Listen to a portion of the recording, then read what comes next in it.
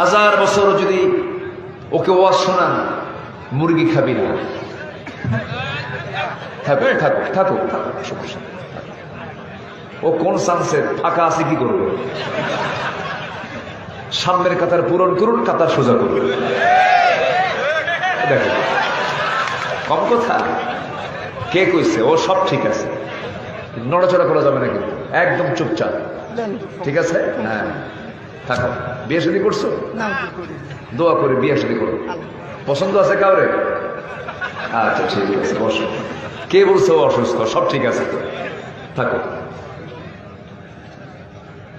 সম্মানিত ভাইয়েরা, তা বলে যে বাধা আমার আপনার জীবনে 10টা অন্তরায় আছে।